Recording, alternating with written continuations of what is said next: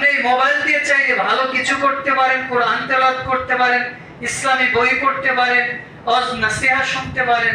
আবার আপনি চাইলেই এই মোবাইল দিয়ে গোপন পাপ বা প্রকাশ্য পাপ করতে পারেন।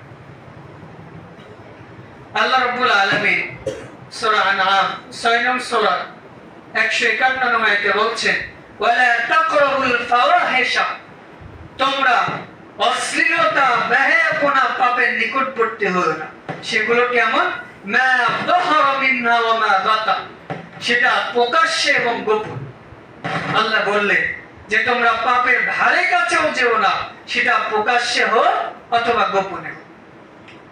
পাপ এমন একটা জিনিস, অনেক সময় আমরা সগীরা গুনাহ, ছোট গুনাহগুলোকে আমরা মামুলি ব্যাপার মনে করি এগুলো করলে কিছুই হবে না। কিন্তু পাপ এমন একটা জিনিস, আপনি পাপ করতে করতে আপনার মধ্যে এমন একটা অবস্থা হয়ে যাবে, ফি কুলুবিহিম মারাদ, আপনার অন্তরের মধ্যে আল্লাহ রোগ দিয়ে দিবে, ব্যাধি দিয়ে দিবে, তখন আপনার কাছে পাপগুলোর পাপ মনেই হবে। তো পাপটা হচ্ছে এমন, ধরেন ফোঁটা ফোঁটা করে এক বোতলের মধ্যে আপনি 1 লিটার পানি রেখেছেন, ফোঁটা ফোঁটা পানি পড়ছে, আপনার কাছে কিছুই মনে হচ্ছে না। 2 ঘন্টা 4 ঘন্টা পরে এসে দেখছে বোতল ফাঁকা হয়ে গেছে। ঠিক আপনার এই পাপ, আজকে একটা সগীরা গুনাহ করেছেন, ওই যে আপনার কাছে কিছুই মনে হচ্ছে না, করতে করতে ওই পাপগুলো কবিরা গুনার আকার ধারণ করে। আমরা অনেক সময় মনে করি যে সগীরা গুনাহ তো ওযু করলেই মাফ হয়েছে, কিন্তু সগীরা গুনাহ এমন এক পর্যায়ে চলে যায় যখন মানুষ পাপ কন্টিনিউ করতে থাকে, তখন ওই সগীরা গুনাহ সগীরা থাকে না। ওই যে একটু আগেই বললাম যে বোতল থেকে পানি পড়লো, 1 ফোঁটা পানি পড়তে পড়তে যখন পুরো বোতলের পানি পড়ে যাচ্ছে, তখন কি আর পানি অল্প থাকে নাকি অনেক হয়েছে? অনেক হয়েছে। এই জন্য ইমাম জাওজি রাহিমাহুল্লাহ এই গোপন পাপ প্রসঙ্গে তিনি বলছেন যে গোপন পাপ যারা করে এরা হচ্ছে নিকৃষ্ট ব্যক্তি।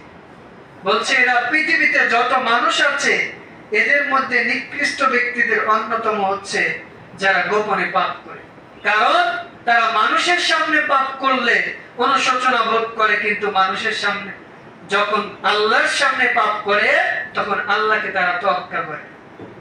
এছাড়াও হাফিজ ইবনুল হাম্বলি রাহিমাহুল্লাহ বলছেন যে বান্দা যখন অবাধ্যতায় লিপ্ত হয়, পাপে লিপ্ত হয়, বিশেষ করে গোপন পাপে লিপ্ত হয়, তখন তার অপমৃত্যু হয়। অর্থাৎ এই গোপন পাপের কারণে আল্লাহ রাব্বুল আলামিন তার হায়াত কমিয়ে দেয়। অনেক সময় আমরা বলি না যে অপমৃত্যু। অপমৃত্যু বলতে আমরা কাকে বলি?